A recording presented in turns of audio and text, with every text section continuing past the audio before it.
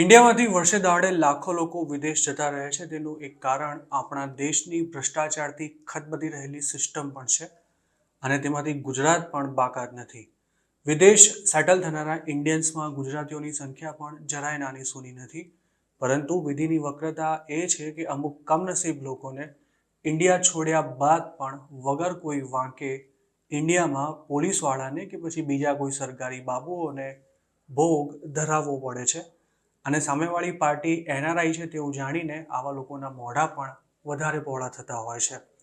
આવા જ એક કેસમાં ચરોતરના યુવકનો અમેરિકામાં પાસપોર્ટ ગુમ થઈ જતા તેના માટે પાસપોર્ટ ક્લિયરન્સ સર્ટિફિકેટ ઇસ્યુ કરવાના બદલામાં 40 લાખ રૂપિયાની ડિમાન્ડ કરનારા અને 5 લાખ રૂપિયા લેવા જતા રંગે હાથ ઝડપાયેલા એક પોલીસ કર્મીની ધરપકડ કરવામાં આવી છે. ખેડા જિલ્લાની એસપી ઓફિસના લોકલ ઇન્ટેલિજન્સ બ્યુરોમાં એએસઆઈ તરીકે ફરજ બજાવતા ભરતગીરી ગોસ્વામીએ જેની પાસેથી લાંચ માંગી હતી તેના ઘરે જઈને 8 ઓગસ્ટના રોજ 5 લાખ રૂપિયા સ્વીકાર્યા હતા અને ત્યારે જ એન્ટી કરપ્શન બ્યુરોએ તેને ઝડપી લીધો હતો.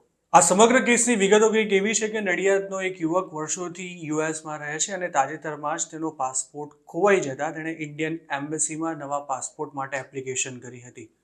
પાસપોર્ટ ઇસ્યુ કરવાની પ્રક્રિયાના ભાગરૂપે અમેરિકા સ્થિત ઇન્ડિયન એમ્બેસીએ ખેડા પોલીસ પાસેથી ક્લિયરન્સ સર્ટિફિકેટ માંગ્યું હતું, જેની ફાઇલ એએસઆઈ ભરતગીરી ગોસ્વામી પાસે આવી હતી. જોકે જે કામ ભરતગીરીએ મફતમાં કરી આપવાનું હતું તે જ કામ માટે તેણે પાસપોર્ટ એપ્લિકન્ટના પિતા પાસેથી 40 લાખ રૂપિયાની ડિમાન્ડ કરી હતી. ભરતગીરી અરજદારની ગરજ સારી રીતે સમજી ગયો હતો અને જો તે ક્લિયરન્સ સર્ટિફિકેટ ન આપે તો અમેરિકામાં રહેતા નડિયાદના યુવકને નવો પાસપોર્ટ મળી શકે તેમ નહોતો.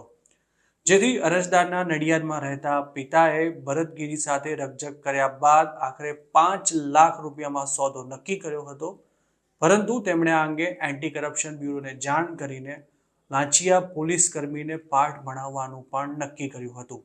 અગાઉથી નક્કી થયા અનુસાર ભરતગીરી 8 ઓગસ્ટના રોજ ફરિયાદીના ઘરે 5 લાખ રૂપિયા લેવા માટે પહોંચ્યો હતો અને ત્યાં જ તેમની વચ્ચે પૈસાની લેતી દેતી પણ થઈ હતી, પરંતુ ભરતગીરીએ પૈસા સ્વીકાર્યા તે સાથે જ એસીબીની ટીમ ત્યાં ત્રાટકી હતી અને એએસઆઈને લાંચ લેતા રંગે હાથ ઝડપી લેવામાં આવ્યો હતો. એન્ટી કરપ્શન બ્યુરોના સૂત્રોનું માનીએ તો ભરતગીરી ગોસ્વામી છેલ્લા લગભગ 20 વર્ષથી લોકલ ઇન્ટેલિજન્સ બ્યુરોમાં ફરજ બજાવે છે અને પાસપોર્ટને લગતું કામકાજ આ જ બ્રાન્ચમાં આવતું હોય છે. ચરોતર અને મહેસાણાના સૌથી વધુ ગુજરાતીઓ વિદેશમાં સેટલ થયેલા છે અને સ્વાભાવિક છે કે તેમના આ પ્રકારના કામકાજ પણ પોલીસ પાસે અવારનવાર આવતા રહેતા હશે. લાંચિયા ભરતગીરી ગોસ્વામીએ જે રીતે પાસપોર્ટ ક્લિયરન્સ સર્ટિફિકેટ માટે 40 લાખ રૂપિયાની ડિમાન્ડ કરી હતી તે જ દર્શાવે છે કે તે જે બ્રાન્ચમાં ફરજ બજાવતો હતો તે કેટલી મલાઈદાર હશે.